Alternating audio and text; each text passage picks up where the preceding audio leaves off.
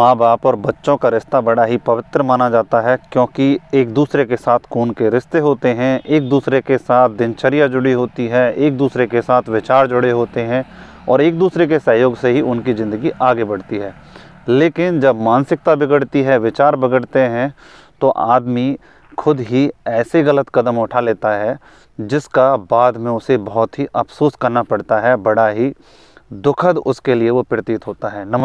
दरअसल एक बाप जो अपनी 7 साल की मासूम बच्चे के साथ दरिंदगी करता है और उस दरिंदगी में उसकी माँ उसके बाप का साथ देती है।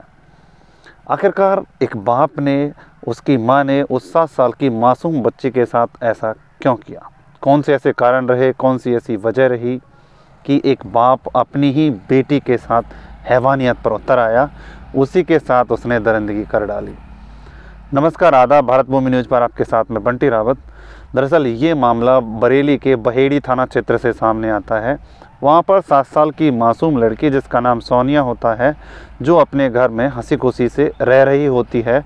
2 साल पहले उसका बाप पॉक्सो एक्ट में कोरोना के समय में जेल की सलाखों के पीछे चला जाता है। 2 साल की सज़ा काटने के बाद वह वापस घर आता है और उस लड़की की देखभाल करने के लिए जेल जाने से पहले वह दूसरी शादी कर लेता है, क्योंकि उस लड़की की माँ की बीमारी के चलते पहले ही मौत हो चुकी होती है। अब उसकी सौतेली माँ उस लड़की का पालन पोषण करती है। जैसे ही वह शख्स जेल से रिहा होता है, अपने घर आता है, उसकी नीयत और मानसिकता इतनी विकृत हो जाती है कि उसकी गंदी नज़र उसकी बेटी पर ही भारी पड़ जाती है। वह अपनी बेटी के साथ ही दरिंदगी करता है, बलात्कार करता है, रेप करता है और उसमें इसका सहयोग उसी की सौतेली माँ यानी कि उस शख्स की दूसरी पत्नी करती है। वह उसका मुंह दबा लेती है और वह उसके साथ हैवानियत करता है। ऐसा 1-2 बार नहीं बल्कि 5 बार होता है। जब 5वीं बार उस लड़की के साथ ये हैवानियत होती है तो वह अपने ही गांव के एक शख्स से इसके बारे में जिक्र करती है, जिसमें वह शख्स उस लड़की की मदद करता है और उसी के बाप के खिलाफ उसी लड़की से उसके रेप की शिकायत थाने में दर्ज करा देता है।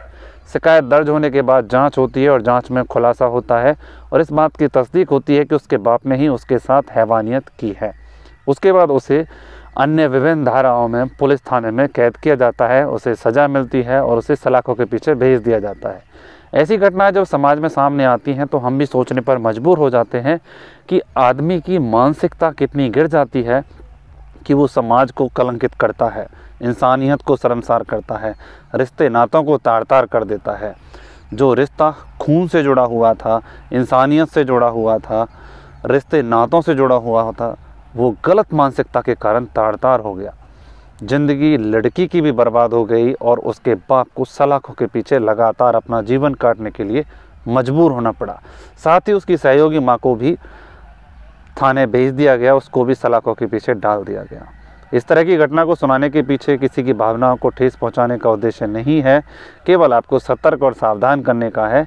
अच्छे लोगों की संगत करें, अच्छे समाज में रहें, जिससे इस तरह की घृणित मानसिकता का शिकार होने से बच जाएं। फिर मिलते हैं इसी तरह की किसी और सच्ची घटना के साथ। तब तक के लिए जय हिंद, जय भारत।